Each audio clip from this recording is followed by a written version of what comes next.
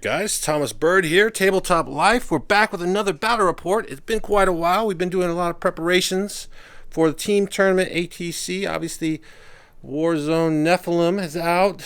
Changes all around. Ultramarines got extra points, so fantastic. More guys, more options, more points. Not necessarily great for regular Marines, but Ultramarines got a little boost, and we need all the help we can get. So today we're going to be playing a list that I'm trying to tweak for our ATC, American Team Championships, that are coming up. Probably not the final form. I can't leave 5 points alone, but I think we're getting close to something we like.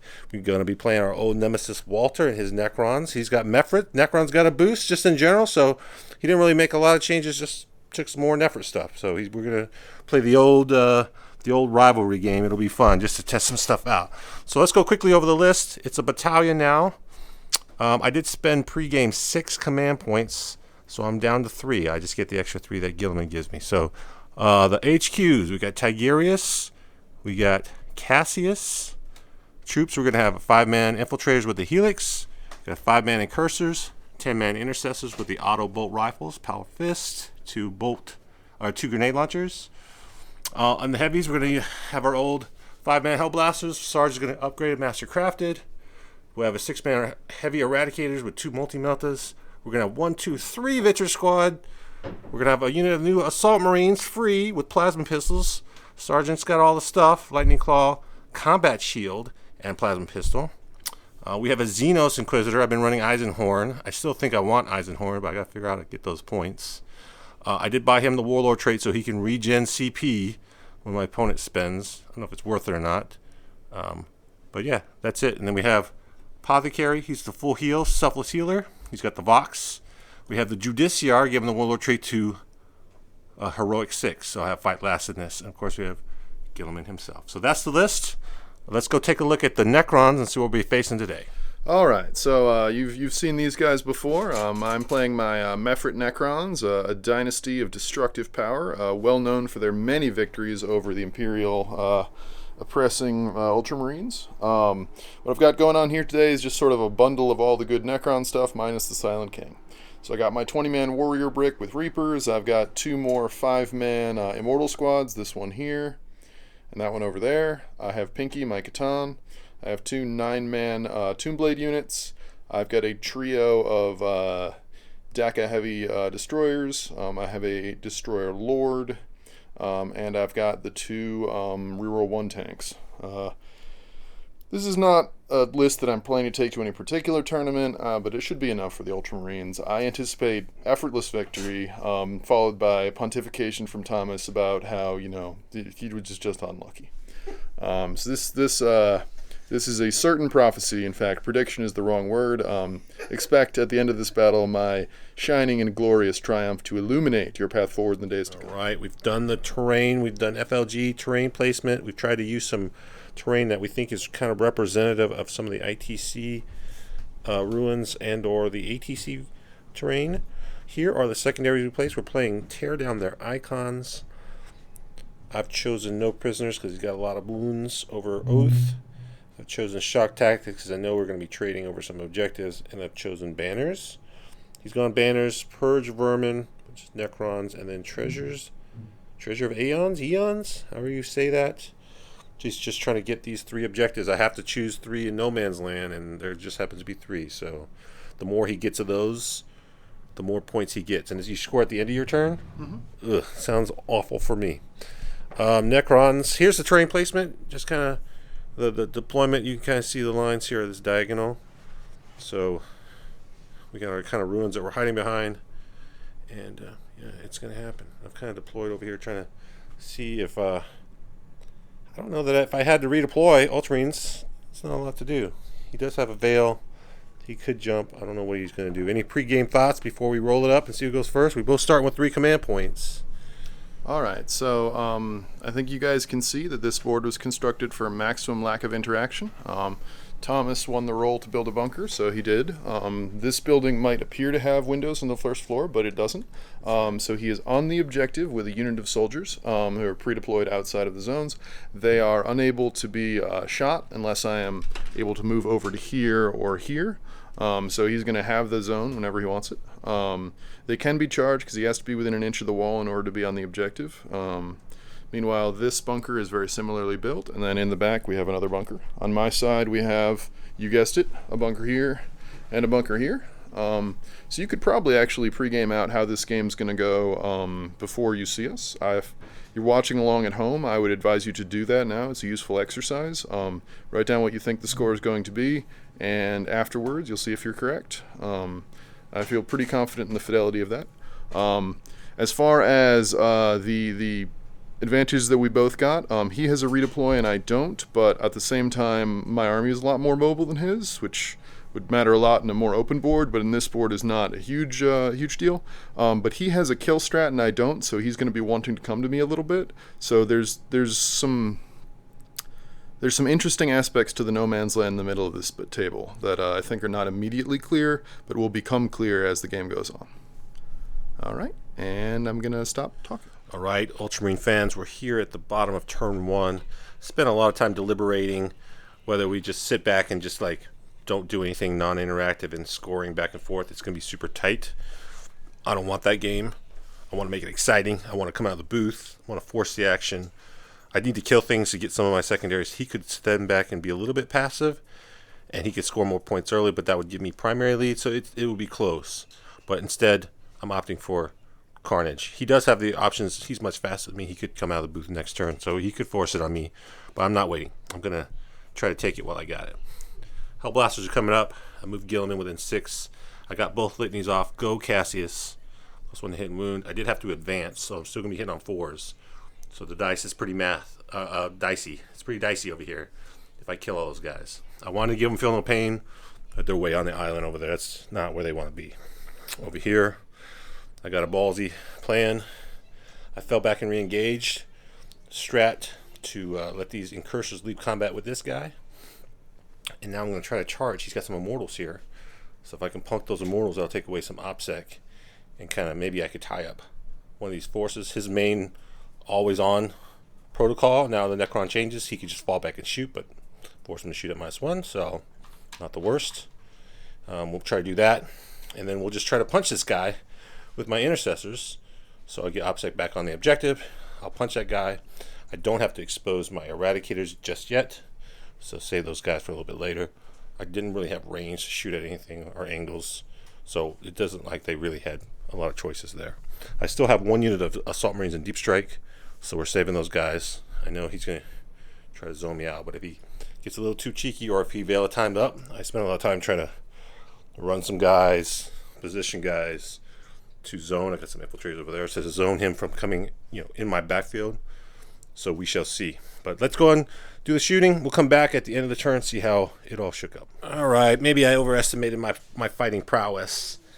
I spent 2 CP very frivolously. I did fall back here. I wanted these guys to do more work on 5 immortals.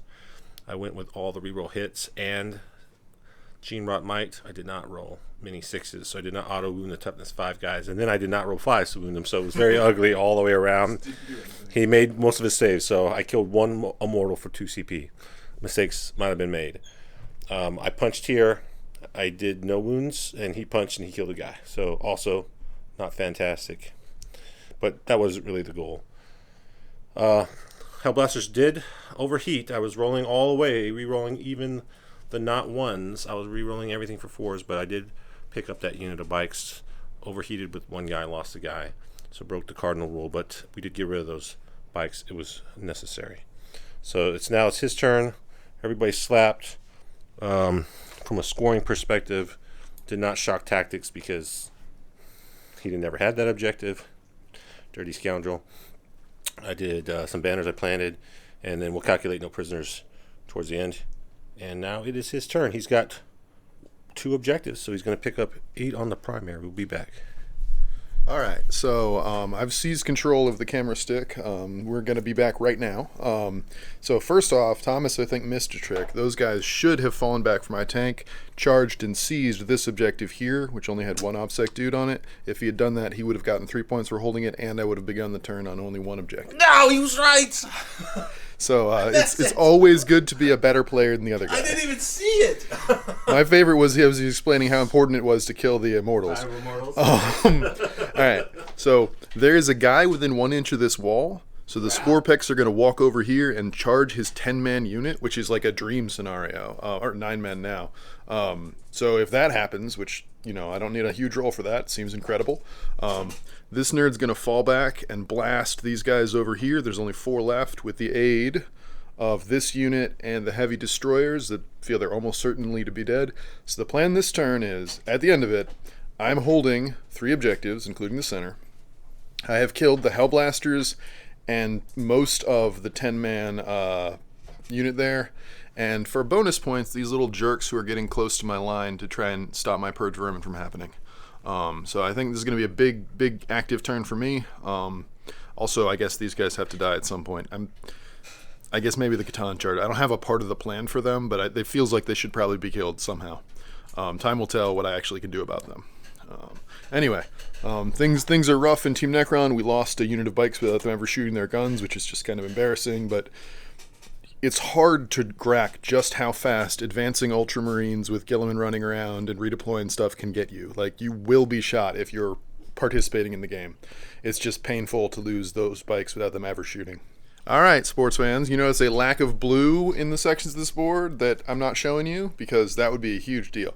What actually happened is the guys who got surrounded by my HQ were mobbed by high-value characters and wiped out. These guys obstinately refused all pressure to die, laughed it off, and only lost 1 man, so he's probably going to bring him back and have done nothing.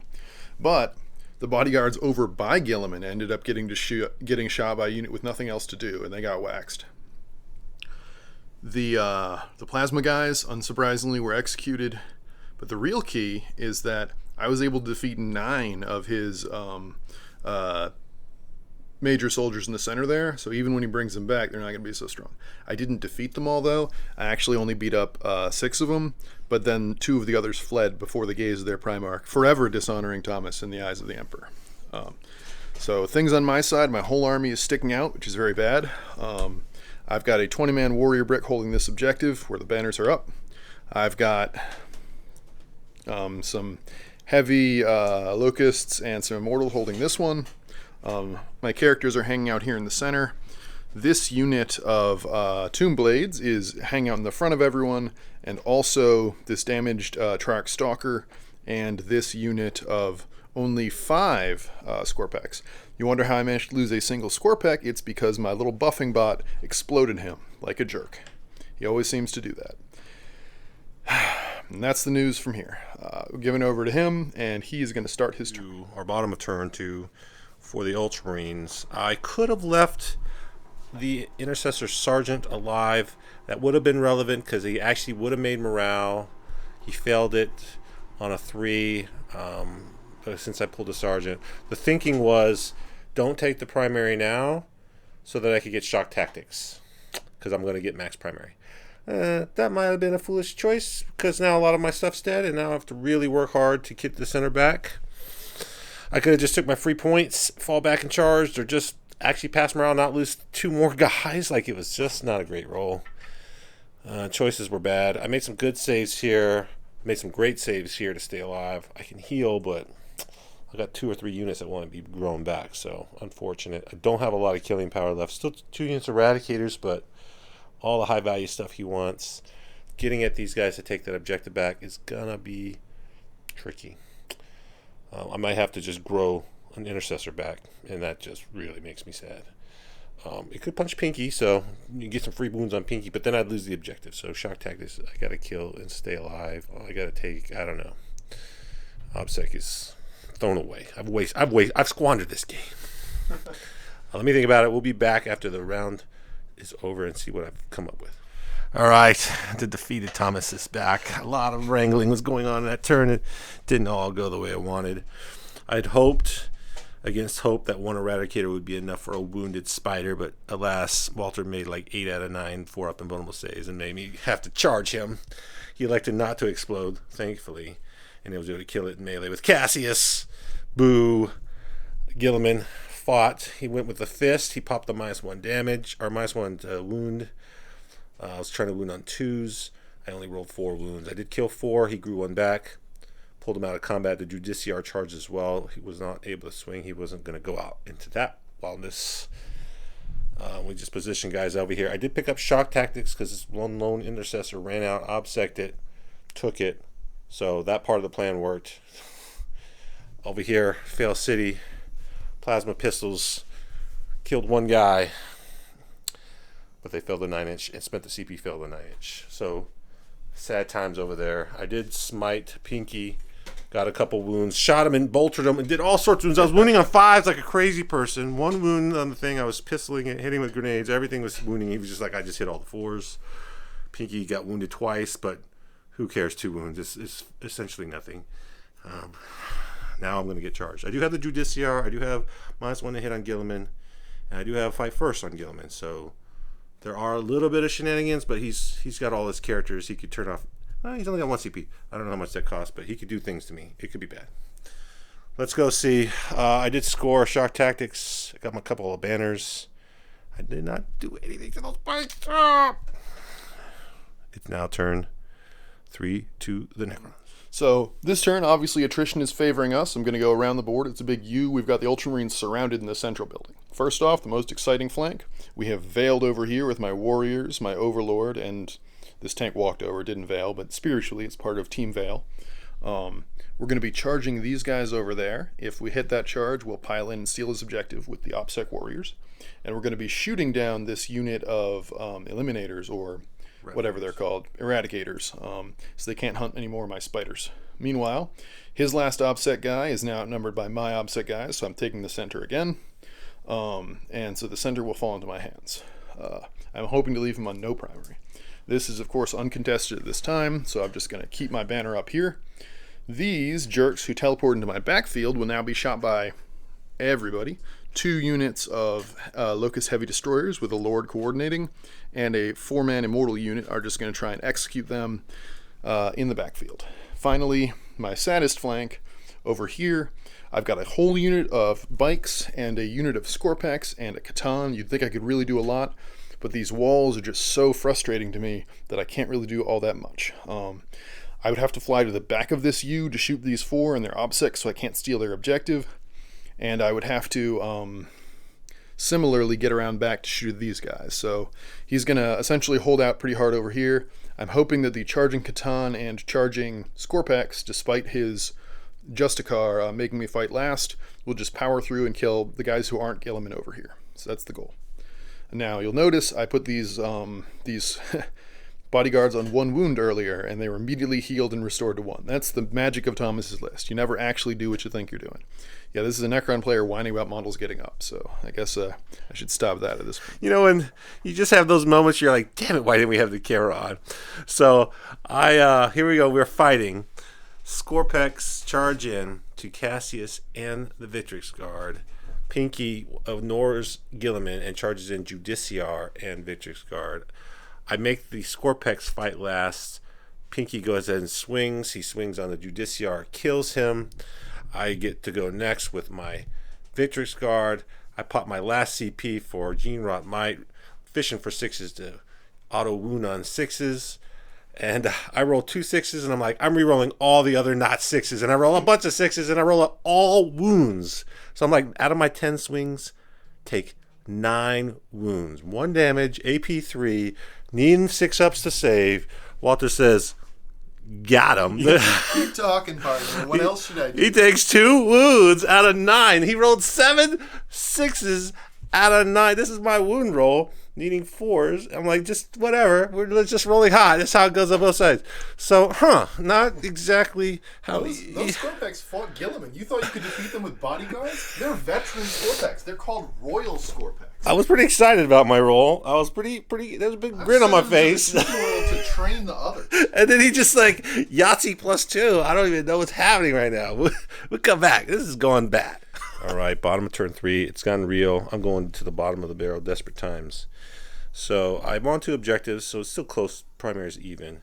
He did pick up treasures again. He did pick up his purge. I'm not even in his quarters. I got to stop that. And he's picking up banners. We're both kind of getting banners. I'm going to get shock tactics from him if I don't screw this up. Ideally, I can kill these guys and slingshot over here and take this objective with a long charge. Just getting desperate. I spent my last CP to fall back and re-engage. So they are 9 inches here. Gilliman's gives them an 8-inch charge with no re-rolls. So unless he spends a CP or something and gives me a chance to do it. Over here, I got 20 warriors and this and a lord. Like, what am I supposed to do with that? It's not ideal. And then we got Bikes, Pinky, Scorpion. We're all in. We're really spread. We're going to do it all. So we'll come back after the attacks are done, see if I can't kill it all. All right. I charged with everything. I smited. He did not grow stuff back from my shooting, but in the fight phase, I killed 9 out of 11 in one go with my Victrix. They rolled hot, but then he grew back 5 of them, which was able to leapfrog over the guys I was trying to use to block him on the subjective. He's going to steal my banner, but he does need to take morale, so roll morale. This is morale. I need to roll a 1 to succeed because he has beaten this war unit to heck. That's a 4. 1 goes, and then I got 4 more dice. I got to hit at least 1 3 on these, otherwise I can't take his banner. Another guy goes. Not They're gonna be enough. out of combat. Yeah, they don't need to fall back this turn, boys. And then these bikes had the heck shot out of their unit. I lost 7 and a 9, so I'm gonna pass on a 1 to 3. Ice cold. Dang it. Ice cold bikes, royal bikes. These 2 eradicators did blow up that one guy. He exploded, did some mortals to the warriors and to the lord. It took all 3 of these Victrix to chop up those 4 guys. Gilliman did chop up the Scorpex. He consolidated back along the wall, but outside of Pinky range. All in all, as much as I had, it's a pretty impressive showing of force with just a few resources, but points wise, about to lose his banner. Sad. He's still in my primary, so he's going to pick up 12. Oh. New day dawning, everyone. Taking the attrition. I did take shock tactics, so I did something. All right, we'll be back. All right, so at the start of this turn, Pinky flew up and times arrowed the accursed apothecary. He's gone. There's no more apothecary. Feeling great about that. Unfortunately, I left my warriors within intervention range of the Order Xenos Inquisitor, so we have to do something about that by charging him with my Overlord. Just hopefully lock him down, keep him away from the warriors for the all-important command phase of the Space Marine turn. I couldn't get on this objective for love or money. This one is presently contested. I'm going to see if I can sort out the last wound on this chump, but it's far from certain. I've got my warriors in Gilliman blocking duty. We're just making sure he can't come around this corner this turn. That's all I got. All right, and I think that is what I'm up to. So my plan is, at the end of all this nonsense, he's nowhere near my objectives. I've taken down one of his banners, and I'm going to give him a turn where he only holds 1. At that point, I will take a primary lead that is insurmountable because I got 12 last turn. He'll only get 4 this turn, and the game will finally have turned. And then, no matter how hard he pushes back on 5, I'll just run away and hold out. So that's the plan. We'll see how it goes. Okay, an eventful fight phase. Not eventful in my favor, though. We left a soldier over here alive, but because my guys succeeded the charge, we are still holding the zone because he's not an OPSEC soldier. Over here, the Garter's still standing in the way. And over here, just a bit of a calamity, Pinky ate the Melta guys, but then his soldier intervened, his Order Xenos Inquisitor intervened in on my warriors and beat him up. There's only 2 guys, though, and there's the only OPSEC guys holding around. They will hold it at the start of his command phase. So the plan is still in motion. We're still taking this game, Necrons. Always, always victory. You don't need the Silent King if you cheat. I mean, if you are lucky. All right. I feel like bottom of 4 here. I'm always forced to do so much with so little, and my plans are getting grander and grander as the turns go down and less guys will pop up. All right, so we got Pinky on 8 wounds. I need to kill him this turn. It could happen, but I need things to really go my way. He's gonna smite and do 1 wound, and then just. I know. I'm like, if he doesn't double smite, I didn't move him far enough. I'm counting on him actually getting killed with Tigurius. That's asking quite a lot. My favorite is that Tigurius is in intervention range, so if he doesn't smite Pinky, he's fighting him. We're all fighting him. We're all like screwed. We're going to shoot and kill those 2 bikes. We're going to shoot Pinky to take the last 3 wounds to make Gilliam be able to kill him. And then we have to charge over here to contest this objective. This guy's just going to try to live. And then, we're killing guys. So Pinky has to take it right here. 2 wounds on Tigyrus' smite. Let's just do it. Pinky's going to be fine, and you all know it. He's invincible. Here's the smite. You're going to get the super smite. You're going to roll a 1. Here we go. Just 1 regular. No way. Called it. No! Thomas, there's no way. You cannot defeat my power. Oh, why would I let myself fall for the trap? I can't do it. The guy didn't run over there. I should have just known. You relied on an Order-Xenos Inquisitor who wasn't Eisenhorn. You asked for this. I know it. I could have did it. I could have just read. I should have read. I'm like, who cares if he dies? I want him to live. This is Thomas, always undone by his big heart. He wants all his models to live when it's not tactically advantageous. Dang it! An invincible Catan is going to tyrannize his board. He's going to live with 1 wound. He still has to hold that zone. Otherwise, he has no chance. But when he surrounds the Catan holding the zone, he'll intervene. I'll cast. I don't want to die from smite. Oh, maybe he does want a barrel, so we can kill him the hard way. Barrels. Here we go. New plan. We gotta always have a backup. Inquisitor, kill himself. Oh, 4. He doesn't even get it up. I have to re-roll it, hoping for the barrels. This is insanity. Oh, the 1 was there. He doesn't smite. He doesn't because it's only. Oh, right. It's the second smite. So it didn't matter where you placed him, at least. Oh, gosh. At least it didn't matter where you placed him. It wasn't a mistake. We'll be back after this worthless turn now. Alas, poor Yorick. Inquisitor. Mistakes were made. This guy should not be alive. He popped Gilliman. He made 5 wounds. Gilliman passed 4, took 4 damage, so he's still alive. These guys, because I spent that CP re-rolling, freaking Inquisitor tried to perils. I didn't have a CP to fail the re-roll charge, and they didn't make the charge, so the objective was taken. He's getting picked up 12 in the primary. I thought it was. If it wasn't close before, it's not close now. Mistakes were made. This is the game of lots of mistakes were made, but it's been super fun. We'll go ahead and wrap the last turn up just so you can see the final score, but we are going in the top of 5 for Necrons. Any last words, Necron player? Am I recording? Yeah, okay. I have flawlessly executed my strategy. There was basically no opportunity for the Ultramarines to turn this game. It was in the palm of my hand from first to last. This is just going to show all you players out there on the Necron side that you have no need of the Silent King. You just have to make sure your opponent makes elementary tactical mistakes. If they choose not to take down your banners when they can, you get all your banner points. If they move up to the wall with Gilliman, he can't go through it, then he's not threatening at all. If they fail to kill your Catan and then perils like a chump, then, I mean, it's just... It's all there to be picked up. This is for you guys. I'm doing this for you. When I win, it's like, virtually speaking, you have done something resembling winning. So the Ultramarines really have lost the number of times that there's views of this video. All right, in a fit of laughter, I took out the Catan, and he rolled a 6 to explode, and did finally kill the Inquisitor after he did his powers and rolled no damage on all 3 of his wounds. He spent a CP. The Inquisitor generated an extra CP. He generated 3 CP over the course of the game. A champ, but he had his chance and he freaking screwed it up. This guy was able to come down, attack the Eradicators. Didn't do anything, but he stopped me from able to plant a banner. I did come on the final turn and take that objective just by falling back. So that gave me shock tactics. I picked up only 10 on no prisoners because ultimately he still has his 2 big units of Ophidians. There's a lot of wounds there. Almost max for Aeons, almost max for Purge, and he got 10 on banners. He stopped me that 1 turn of banners. Mistakes were made. Stupid warriors going back. And that's the final score. I picked up only 32 on primary.